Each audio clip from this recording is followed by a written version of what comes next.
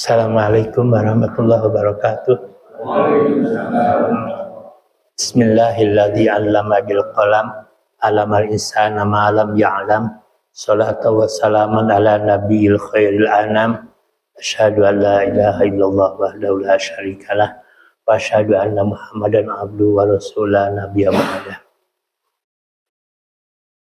Bapak-bapak dan ibu-ibu yang semoga Allah menurunkan rahmatnya kepada kita. Ini sudah bagian ke-6 cerita Nabi Musa, mungkin sampai ke-14 atau ke-15 masih panjang cerita Nabi Musa. Sekali lagi, dalam Al-Quran itu cerita Nabi Musa sampai disebutkan 46 kali. Jadi banyak hikmah yang harus kita kaji dalam cerita Nabi Musa ini. Semuanya ada cerita para nabi.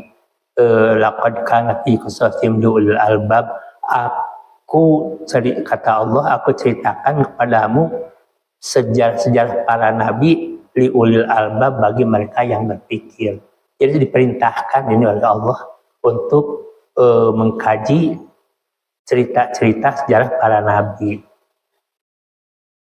Ya, untuk pertama kali ini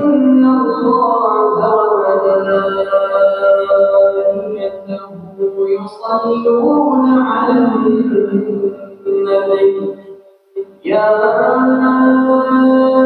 أيها الذين آمنوا صلوا عليه وسلموا تسليما.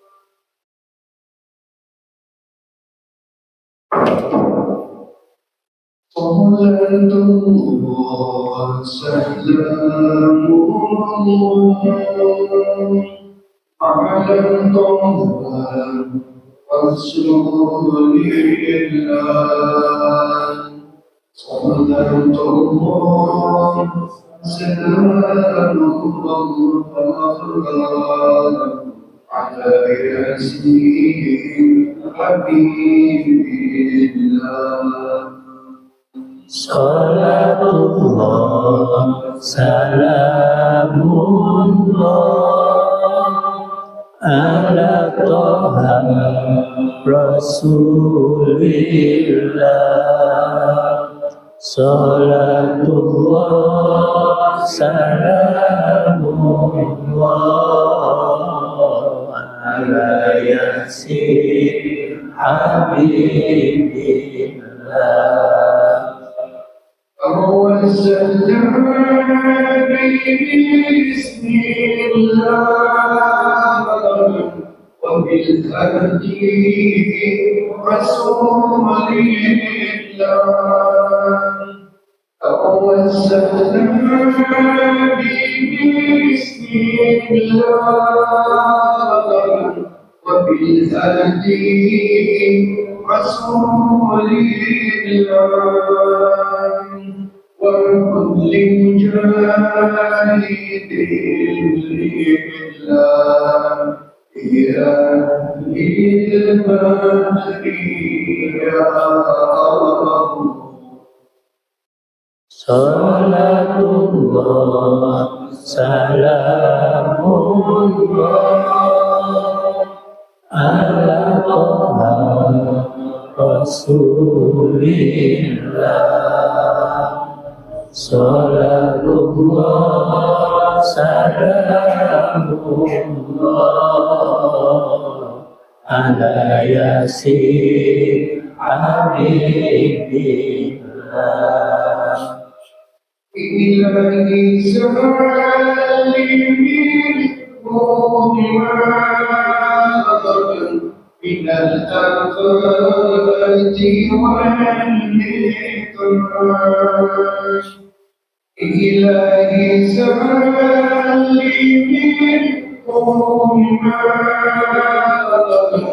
من الآفات والنقاش.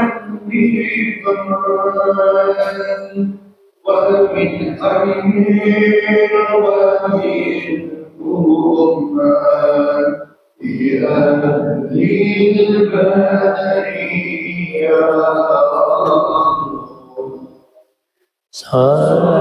Salatullah salamullah ala Taha Rasulillah. Salatullah salamullah ala Yasin Habibillah. Bismillahirrahmanirrahim. Ini cerita Nabi Musa-nya nih.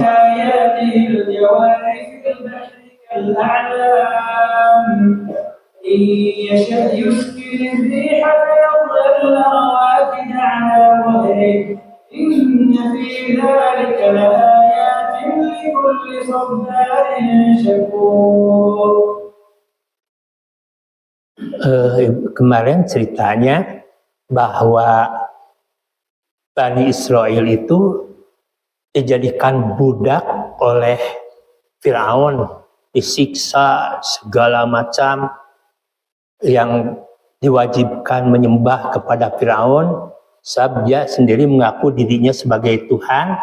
Akhirnya Nabi Musa beserta umatnya secara sembunyi-sembunyi di malam hari pergi dari Mesir untuk negeri negeri Madian. Allah memerintahkan Musa membawa Bani Israel keluar dari Mesir. Pada malam hari, mereka melangkah diam-diam, meninggalkan negeri yang selama ini menindas mereka.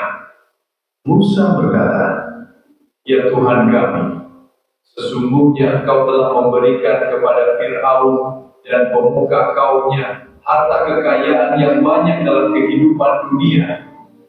dan kunci matilah hati mereka, sehingga mereka tidak beriman sampai mereka melihat azab yang sangat pedih.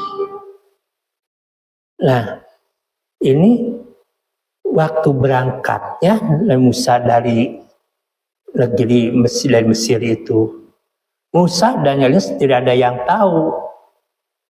Tapi lama-kelamaan ada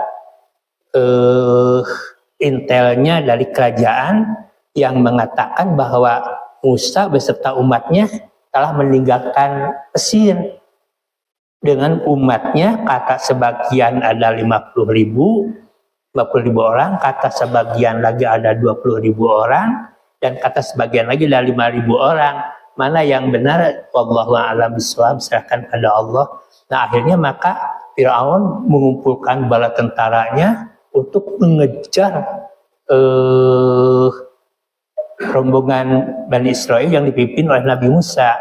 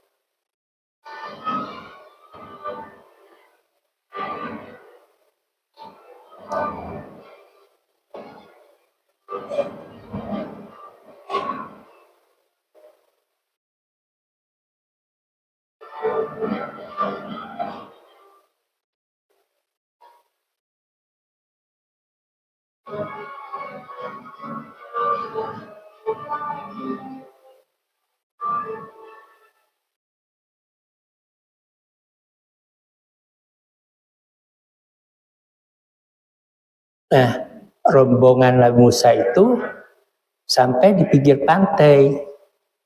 Kan capek, mereka istirahat dulu di sana, membuat dulu tenda-tenda di sana.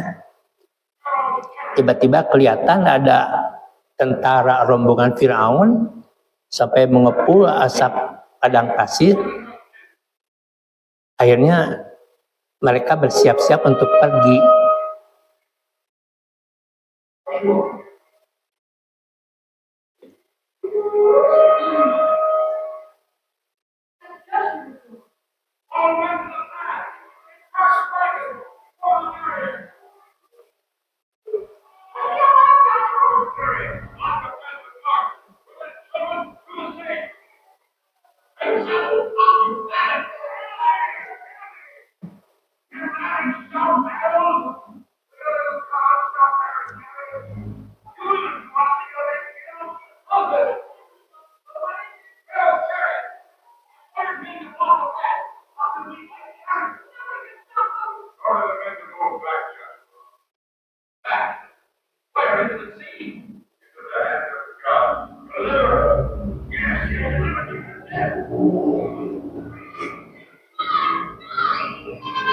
Lewat dulu.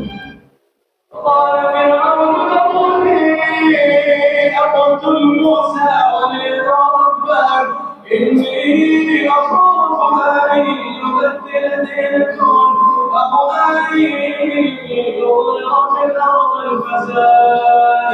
قال موسى إني عذت بربي وربكم من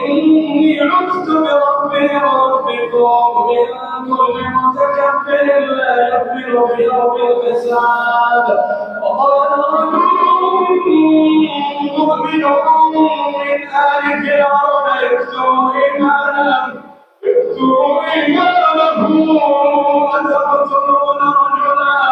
أتقتلون رجلا أن يقول ربي الله. Nah, jadi sudah kelihatan dan sudah dekat tentara-tentara Fir'aun mengejar umat Nabi Musa, maka mereka umat Nabi Musa juga pada lari, takut dibunuh oleh tentara Fir'aun, pada lari semuanya. Rupa-rupa agen dibatur geng aya meri, aya muning, rupa-rupa sarua jeung diurang lah gitu.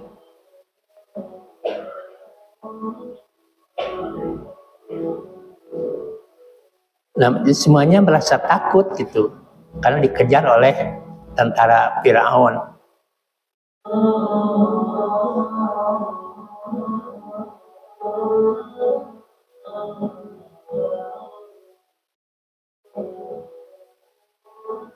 Nah, ya sampai di pantai gitu, jadi harus kemana? Saya lari.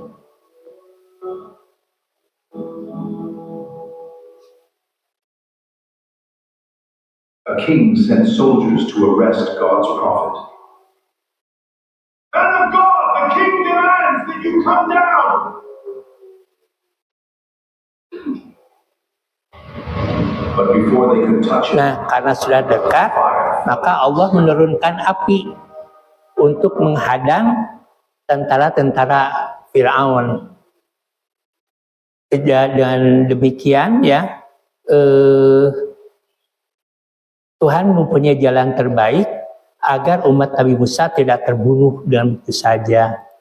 inilah penampakan 400.000 bangsa Yahudi setelah diusir oleh Firaun. Dengan dipimpin oleh Musa, mereka berkelana menuju tanah yang dijanjikan Tuhan pada masa Nabi Ibrahim. Tapi tiba-tiba mereka mendapat info dari intel mereka yang mengatakan bahwa Firaun sedang mengejar mereka dengan 4.000 tentara dan 1.000 kereta kuda.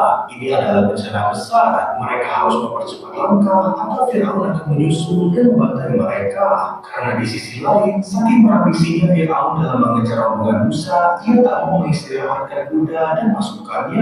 Sungguh gila sekali. Sementara itu, Musa dan kaumnya sedang istirahat sejenak. Di sini, Musa bingung harus pilih rute yang mana. Jika mereka pergi ke jalur sholat, maka pasukan Firaun bisa dengan mudah mengejar. Sementara jika mereka pergi ke jalur gunung yang lebih jauh, maka pasukan Firaun akan kesulitan untuk mendakinya. Setelah berpikir matang-matang, ia pun memutuskan untuk membawa rombongan menuju jalur pegunungan. Musa memilih rute tersebut karena itulah opsi yang dirasa paling aman. Dengan demikian, berangkatlah mereka semua untuk mendaki gunung. Tapi masalahnya, saat mereka tiba di persimpangan pegunungan, mereka tak tahu lagi harus lewat mana. Musa pun bingung di mana lokasi persis mereka karena ia pun baru pertama kali lewat sini. Akhirnya Musa pun berniat untuk meminta bantuan Jibril dalam menentukan arah. Ia sangat kebingungan karena jika ia salah mengambil keputusan maka itu akan merugikan kaumnya pula. Namun setelah menunggu lama ia tak melihat keberadaan Jibril sama sekali. Entah apa yang terjadi, tapi sepertinya kali ini Tuhan tak akan memberikan petunjuk. Alhasil, ia mengikuti istrinya sendiri untuk memimpin rombongan ke arah selatan.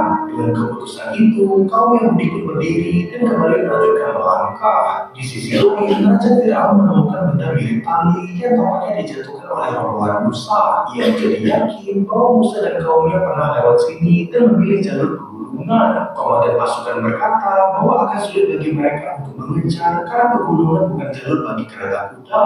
Tapi bukannya menyerah, Firaun tetap keras kepala dan menyuruh pasukannya untuk mendaki gunung pula. Di saat bersamaan, Musa pun menemukan masalah lain. Saat ia sampai di ujung pegunungan, yang ada di hadapan mereka bukanlah selat, melainkan lautan luas yang mustahil seberangi tanpa perahu. Selesai sudah, ini adalah jalan buntu dan tinggal menunggu waktu hingga pasukan Firaun menghabisi mereka. Musa yang sudah lelah pun menyuruh pengikutnya untuk istirahat dulu. Hingga tak terasa, siang sudah berganti malam. Di sini, Musa terlihat sedang merenung atas kesalahannya dalam mengambil keputusan. Ia sudah membuat 500.000 orang terjebak karena keputusan bodohnya itu. Dulu, ia meninggalkan keluarganya dan sudah gagal sebagai suami. Tapi tak disangka, kini ia pun gagal sebagai seorang rasul. Ia pun menjadi frustasi dan melempar pedangnya ke tengah lautan. Hingga akhirnya, pedang itu menancap di dasar dalam posisi tegak. Di titik ini, Musa sudah tak punya strategi lagi. Ia sadar bahwa hasil akhir bukan di tangannya dan memilih menyerahkan sisanya kepada Tuhan. Hingga disinilah keajaiban itu akan terjadi. Saat semua orang sedang tidur, Musa mendapat mimpi yang sangat aneh. Ia melihat ada benda yang jatuh layaknya sebuah meteor. Pertanyaannya, pertanda apakah itu? Keesokan harinya, telet burung-burung camar sudah berkeliaran di sekitar pantai. Melihat hal itu, Musa pun menjadi bingung apa yang sebenarnya terjadi. Begitupun dengan kaum Yahudi yang berbondong-bondong melihat lautan. Dan saat Musa mendekati laut dan mengecek keadaan, ia melihat air laut perlahan menjadi surut. Tak hanya itu, pedang yang ia lempar tadi malam pun terlihat jelas sedang menancap. Ini sangat aneh karena seharusnya pedang itu berada di dasar laut. Akhirnya ia pun sadar bahwa ini adalah perbuatan Tuhan dan istrinya mengatakan bahwa mereka harus menyeberang secepatnya. Bagaimana kelanjutannya? Kita saksikan di pas selanjutnya. Nah, jadi begini, Musa berprinsip kalau melalui padang pasir terus, khawatir terkejar oleh tentara Firaun. Beliau berpikir lebih baik saya jalan menuju gunung. So mereka bawa kereta segala macam, nggak mungkin kereta bisa naik gunung. Tapi dasar Firaun yang merasa dirinya sebagai raja, sebagai Tuhan, ke gunung gak diberi kayak gitu. Nah, begitu Musa turun dari gunung, dari bukit-bukit, ternyata terjebak sampai di si pantai gitu. Setelah berjalan semalaman tanpa henti, pelarian Bani Israel akhirnya terhenti. Kenapa berhenti? Firaun ada di belakang kita. Musa, kita sudah di tepi Laut Merah. Kita tidak punya kapal. Situasi paling mengerikan dalam sejarah. Di depan, lautan ganas yang siap menenggelamkan. Di belakang, pasukan Firaun yang haus darah. Musa, apakah di Mesir tidak ada kuburan? Sampai hati kamu membuat kami mati di sini. Lebih baik kami menjadi budaknya Firaun daripada mati konyol di sini. Di tengah histeria masal itu, Nabi Musa menjawab dengan tenang. Allah, inna ma'iya rabbi sayahdin. Sekali-kali tidak, sesungguhnya Tuhanku bersamamu. Ia akan memberi petunjuk. Apa yang terjadi setelah tongkat terangkat? Saksikan dulu lautan terbelah, channel paling aman. Nah, jadi begitu sampai di pantai, maka orang-orang umat Nabi Musa itu memarahi Musa. Musa, apakah kami ini harus mati di sini di depan lautan? Bila kami maju akan ditelan ombak mati, bila mundur juga kami akan dibunuh oleh tentara Firaun. Apakah di sini itu ada kuburan? Enggak. Marah pada Nabi Musa. Maka Musa berkata, Rabbi sayahdin, ya Rabb, engkau pembimbing kami, engkau penolong kami serahkan sepenuhnya kepadamu. Nah, puncaknya di sini sekarang.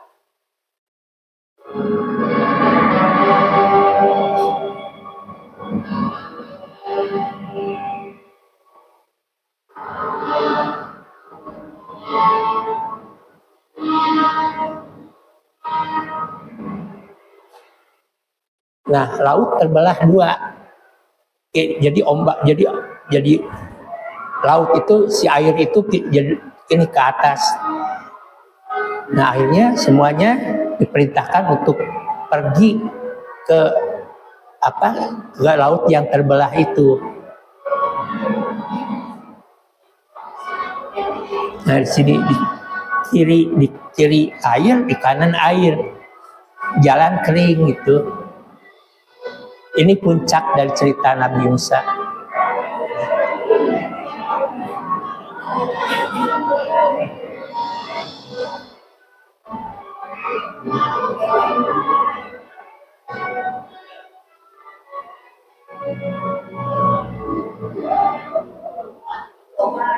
Ya, ayat domba mah aneh, Bu. Kan domba di Arab mah beda dengan domba di urang. Di urang baradag, komo domba Garut.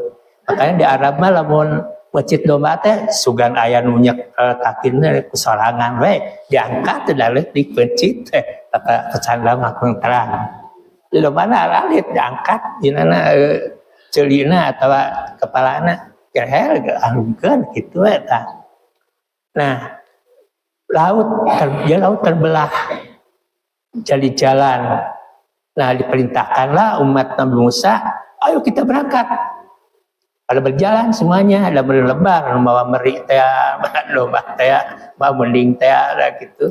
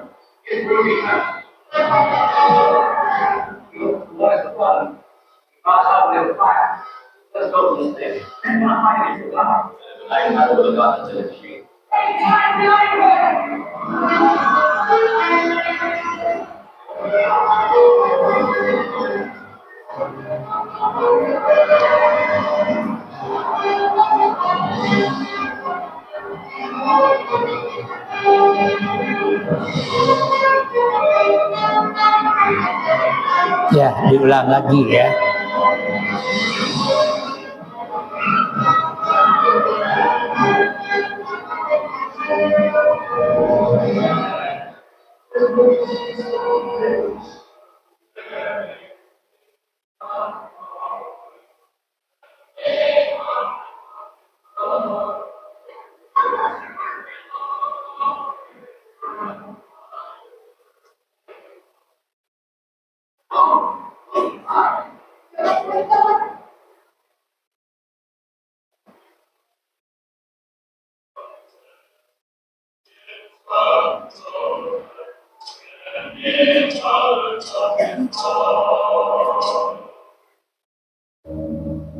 Nah, yang benar dari ajaran Islam sini, Fakudlah biasokal hajar, pukullah laut itu dengan tongkatmu Musa. Ini ajaran Islam. Jadi kalau dari Bible begini Musanya, tapi kalau dalam Islam perintah Allah, Fakudlah biasokal, pukulkanlah tongkatmu ke laut itu. Nah, ini akhirnya tentara Firaun juga mengejar. Akhirnya begitu tentara Firaun di tengah-tengah jalan, ombak itu jadi kembali, liput kembali, jadi tenggelam semuanya.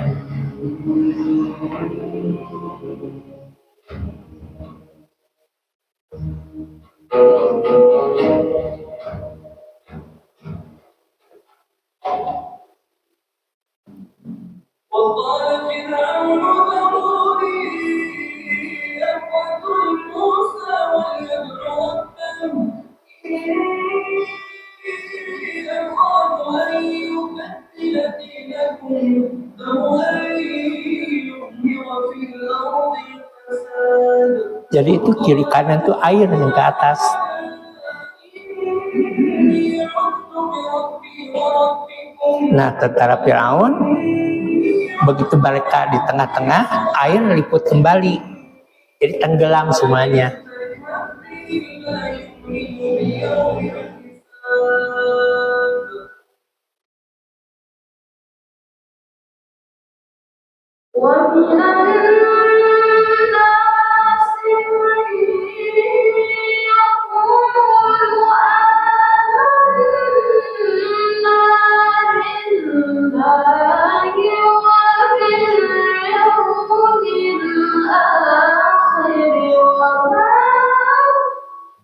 Nah, semula begini, begitu rombongan Nabi Musa sampai di sebelah sana, ke pantai sebelah sana, itu kalau dalam hadis diungkapkan begini, Firaun itu ragu-ragu. Saya khawatir ini jebakan, bisa kami dan bala tentara terjebak, nanti di tengah lautan ombak akan liput kembali. Jadi pada waktu itu tentara Firaun sudah tidak mau. Ini dari keterangan dari ayat Al-Quran yang dibacakan tadi. Tapi tiba-tiba Allah mengutus malaikat membawa kuda betina. Nah, begitu kuda betina sampai di depan kuda-kuda Firaun yang menarik kereta, puguh atau hejo ngali awewe gelis gitu, akhirnya maju saja. Jadi malaikat itu yang naik kudanya. Nah, kali ulah gosipnya, saya kesuaran ku gosip ini. Itulah, saya sudah warak dengan gosip ini. Tadi malam saya nangis. Nangisnya apa? Hati sakit. Tapi saya bersyukur pada Allah. Bersyukur betul, saya sujud, nangis saya. Ya Allah, terima kasih. Ada yang gosipkan saya, menjelekkan saya, berarti dosa-dosa saya akan ditanggung oleh orang itu. Betul-betul saya. Jadi ternyata Allah memberikan gosip sakit hati oleh orang lain, itu Allah lagi sayang pada kita.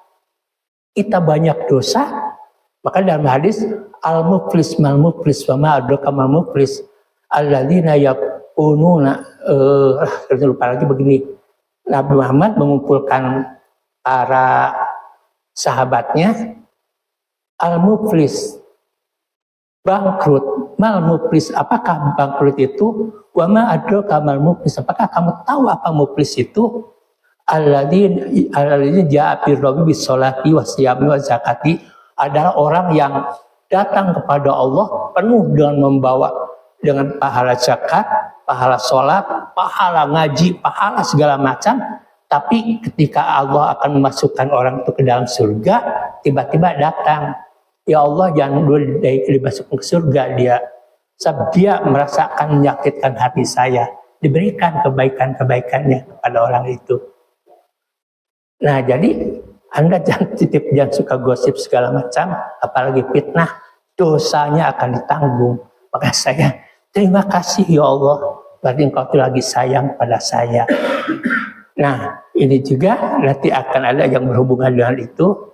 Ini ketika rombongan rombongan Firaun mau berhenti, tidak mau jalan, takut dijebak. Nah, akhirnya Allah memerintahkan malaikat naik kuda, dan di sanalah ada yang namanya Musa Samiri. Lu pernah saya sampaikan, Musa Samiri melihat kudanya yang dinaiki oleh malaikat, tanahnya diambil. Buat apa?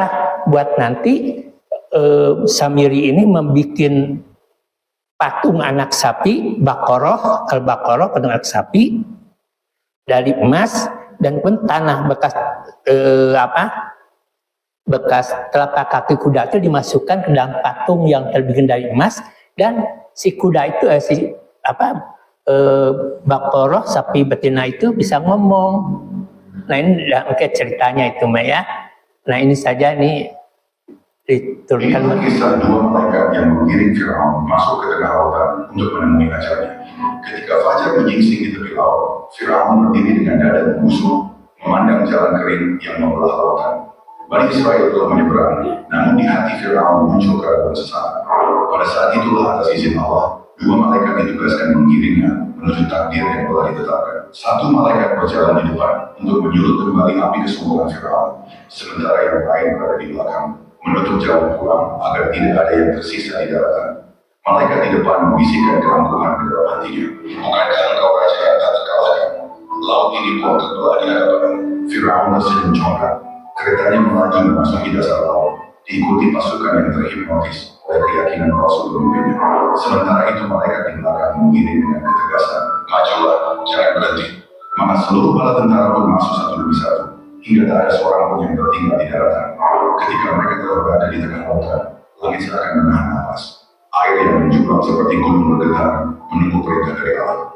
Saat itu Firaun mulai merasakan dingin ketakutan merambat di tulangnya. Jalan kering di bawah roda keretanya mulai basah, dan suara gemuruh air mengisi udara.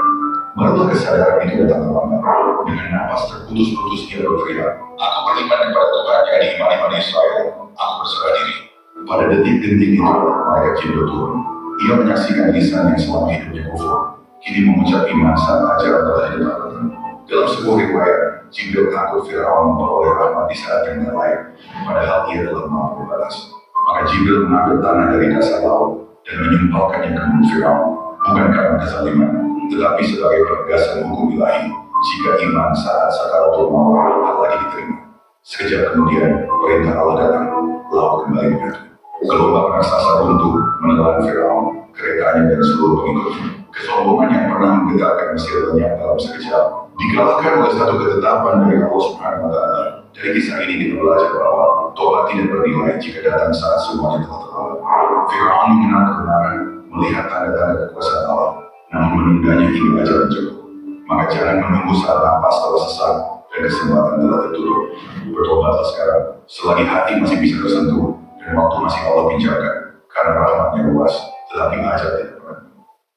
Falaula idza balagatil hulqum wa antum hina idzin tanzurun.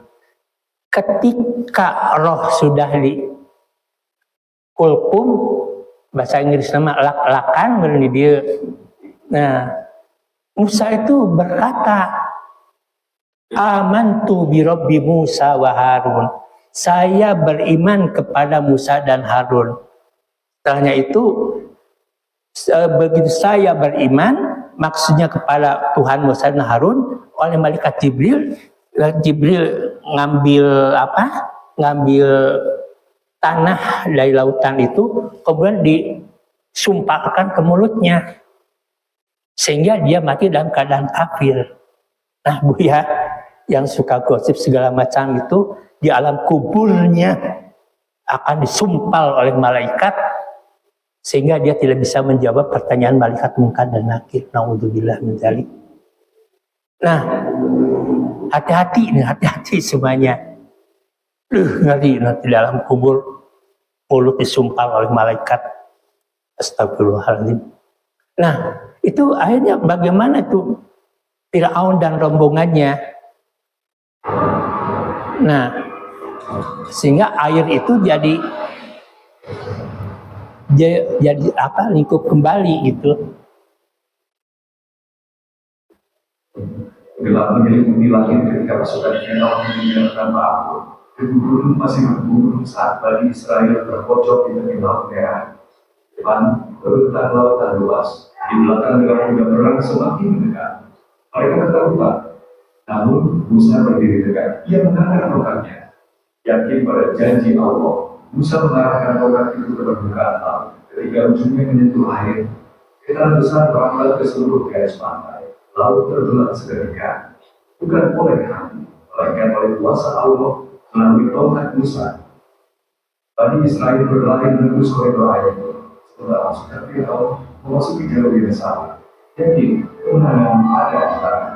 Namun ketika Musa telah menyeberang bersama kaumnya, ia kembali mengangkat tongkatnya, lalu menutup dengan satu retakan yang dahsyat. Semua berenang dalam gelombang yang tak dalam. Itulah hari ketika Allah menunjukkan kuasanya. Hari ketika Musa memimpin kaum yang keluar dari kegelapan menuju kebebasan.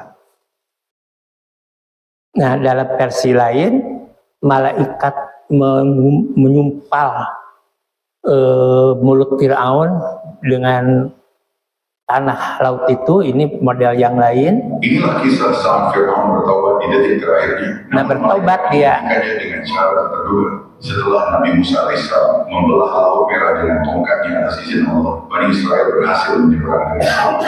Fir'aun dengan kesombongan yang memuncak memerintahkan pasukannya untuk mengejar mereka melewati jalan kering di tengah laut tersebut. Jangan biarkan mereka lolos. Tunjukkan siapa penguasa sebenarnya. Namun ketika Fir'aun dan seluruh pasukannya berada tepat di tengah laut, Allah memerintahkan laut untuk kembali menyerang. Dinding air yang raksasa itu mulai runtuh dan siap menggulung Fir'aun beserta pasukannya. Saat gelombang air mulai menenggelamkannya dan kematian sudah tampak di depan mata, barulah kesombongan Fir'aun sirna. Ia yang selama ini mengaku sebagai Tuhan tertinggi berbisik ketakutan. Wahai Musa, tolong selamatkan aku.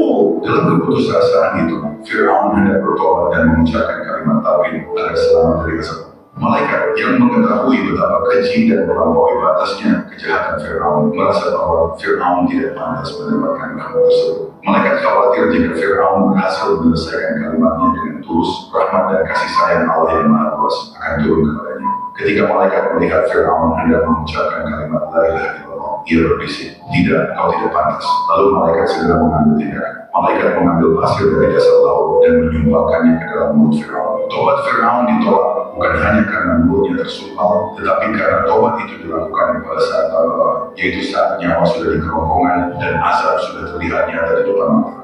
Allahu Akbar. Keselangkung bu, si teras. Ya, lihatlah ini. Wa idna jainakum min ali fir'auna yasumunakum su'al adab yudabbihuna abnaakum wa yastahyuna nisaakum wa fi dzalikum bala'un min rabbikum 'adzim. Dan aku selamatkan, kata Allah, wa idna jainakum min ali fir'auna yasumunakum su'al adab, aku selamatkan badannya Fir'aun. Yang selamatkan badannya, apa sekarang masih ada? Sekarang masih ada. Nah, kita coba dulu sekali. Nah, disimpan di museum. Nah, ini Fir'aun ini disimpan dalam kotak yang berbentuk ini, berbentuk orang. Nah, tulisnya sedikit lagi. 70 kali Fir'aun teriak minta tolong kepada Nabi Musa. Inilah teriakan Fir'aun saat tenggelam bercampur gemuruh air yang menggulungnya.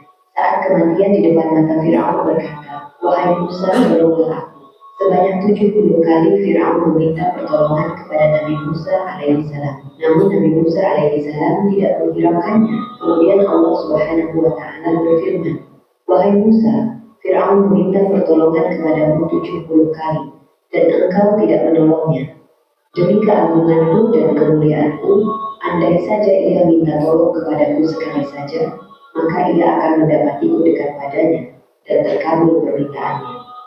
Hal ini membuktikan bahwa kasih sayang Allah Subhanahu wa Ta'ala begitu besar, bahkan untuk manusia paling zalim seperti Fir'aun sekalipun. Wallahu a'lam bishawab. Jadi begini, dosa Fir'aun yang begitu tinggi, dia minta ampun kepada Allah. Sebenarnya rahmat Allah lebih luas. Oleh Allah sebenarnya bisa mengampuni Fir'aun, tapi karena sudah melampaui batas dia mengaku sebagai Tuhan, maka dalam surah At-Taubah kalau nggak salah, istaghfir lahum aw la tastaghfir lahum sab'ina marrah fala yuqbala minhu wa huwa fil akhirati minal khasirin. Andai kata bertobat, minta ampun, bahkan sampai 70 kali minta ampun, tidak akan kuampuni dan dia masuk. Dan dia di akhirat termasuk golongan yang sangat merugi. Nah itu Bu beratnya. Hati-hati dalam lisan. Dalam hadis salamatul insan bihifdil lisan.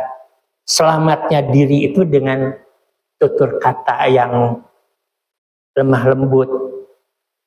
Kalau dia tidak bisa menjaga lidahnya, walaupun sab'ina marrah fala yuqbala minhu wa fil akhirati, walaupun dia beristighfar 70 kali sebelum dia minta maaf kepada orang yang disakiti, tidak akan kuampuni. Nah, ini Fir'aun juga begitu. Nah, jasad Fir'aunnya gini.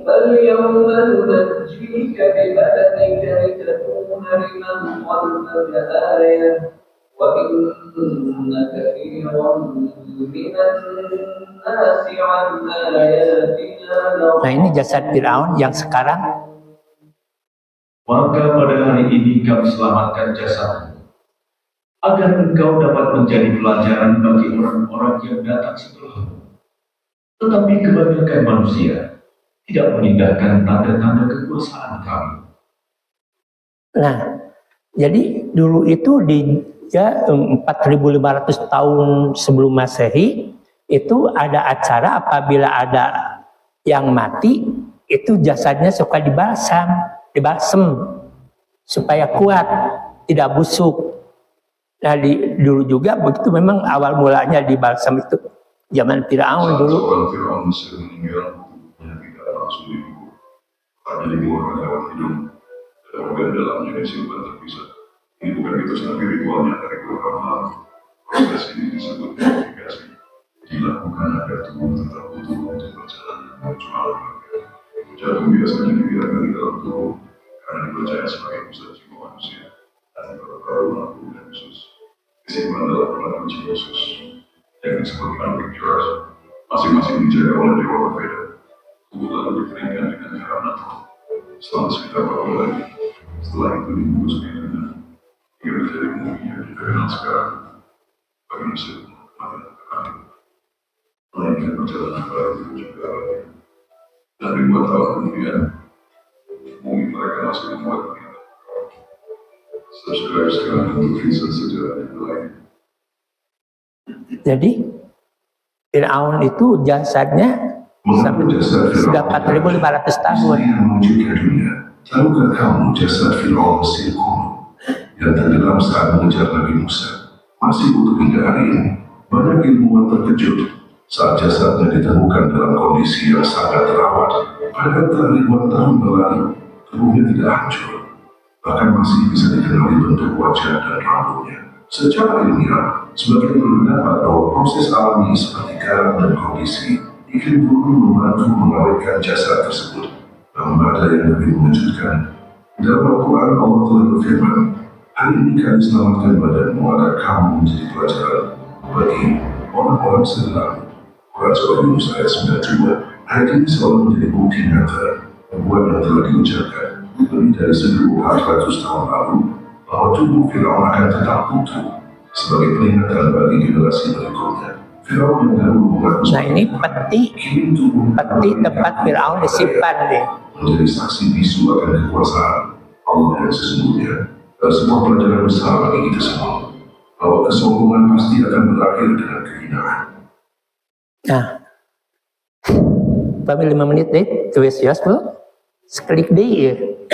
Oke, kelanjutannya di mana makam Fir'aun.